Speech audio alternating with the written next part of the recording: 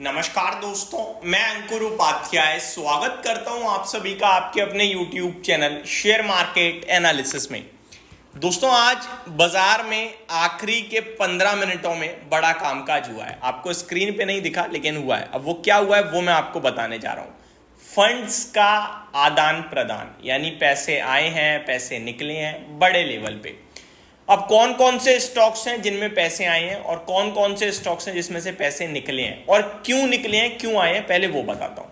दोस्तों, आज आपका सितंबर सीरीज का फर्स्ट डे था। ठीक है जी, सॉरी, सितंबर सीरीज कह रहा हूं, नई सीरीज का फर्स्ट डे था और आज तारीख थी 27 सितंबर। अक्टूबर सीरीज का फर्स्ट डे था आज आपके लिए। अब जब मार्केट खुलेगा मंडे को तो कुछ नए स्टॉक्स होंगे जो निफ्टी का हिस्सा होंगे और जो ऑलरेडी एग्जिस्टिंग स्टॉक्स हैं वो बाहर हो चुके होंगे, क्योंकि निफ्टी 50 शेयर्स ही निफ्टी में होते हैं।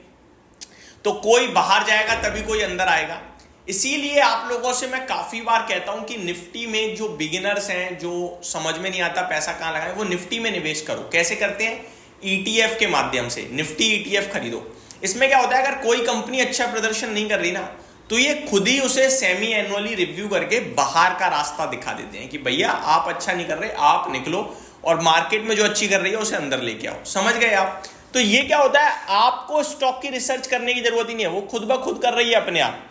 तो भारत की टॉप 50 कंपनियां परफॉर्मेंस के हिसाब से और बाकी क्राइटेरिया के हिसाब से जो भी हैं वो निफ्टी का हिस्सा रहती हैं। और जितने लोग भी ईटीएफ के माध्यम से निवेश करते हैं उन सबका पैसा इनमें जाता है। और ईटीएफ बायर्स की कमी नहीं है दोस्तों। हमें और आपको नहीं पता है, बहुत सारे नए इन्वेस्टर्स को नहीं पता कैसे खरीदें, लेकिन जिन्हें पता है वो हमेशा ईटीएफ में पैसा लगाते हैं। क्योंकि आपको भी पता है, मुझे भी पता है, निफ्टी हमेशा ऊपर ही जाना है।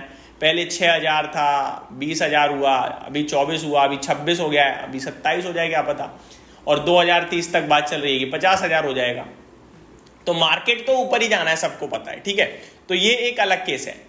अब जैसे आप एक ईटीएफ खरीदते हो तो जो भी अमाउंट आपने निवेश किया, फॉर एग्जांपल आपने 100 रुपए का ईटीएफ खरीदा, तो वो 100 रुपए निफ्टी के 50 शेयर्स में जाते हैं। सब में इक्वल नहीं जाते कि 2-2 रुपए सब में चले गए, नहीं, वो वेटेज के हिसाब से जाते हैं। सबसे ज्यादा वेटेज निफ्टी में रिलायंस का है। तो उस 100 रुपए में से आप मान के चलो कि 15 से 20 रुपए तो आपके रिलायंस में जाएंगे।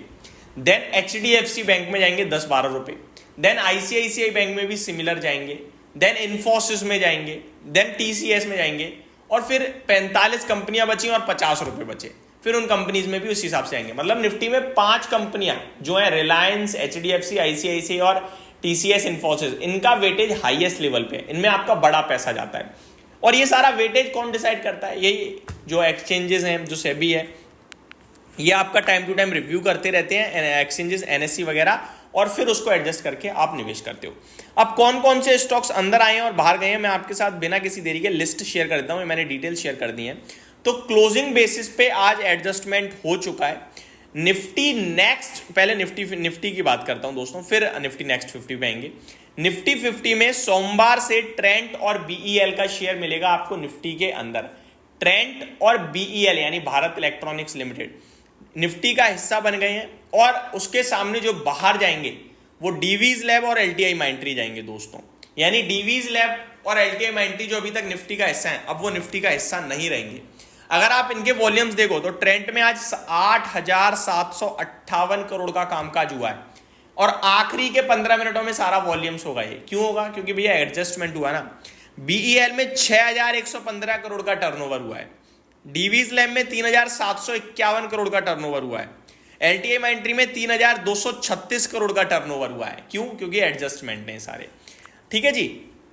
अब किस में कितना पैसा आया, कितना नहीं आया, वो मैं आपके साथ शेयर करूंगा अभी आगे। निफ्टी नेक्स्ट 50, यानी कि निफ्टी की भारत की 50 कंपनियां तो निफ्टी 50 हो गई, और 51 से 100 तक होता है निफ्टी नेक्स्ट 50। इसका भी ईटीएफ आप ले सकते हो चाहो तो।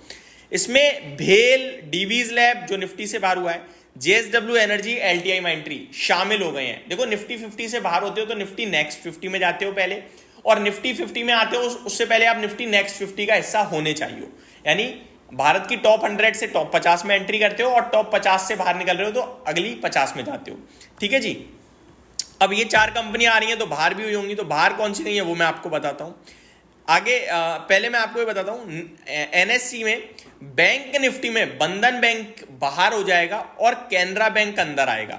निफ्टी नेक्स्ट 50 में मैक्रोटेक डेवलपर्स, एनएचपीसी लिमिटेड और यूनियन बैंक शामिल होते हुए दिखेंगे। साथ ही साथ भेल, JSW energy, LTI माइंट्री, Divi's lab शामिल होंगे। यानी आप कह सकते हो 7 स्टॉक्स ऐसे हैं जो निफ्टी नेक्स्ट 50 में आ रहे हैं। अब कौन कौन से 7 स्टॉक्स बाहर जा रहे हैं, नाम सुनिए।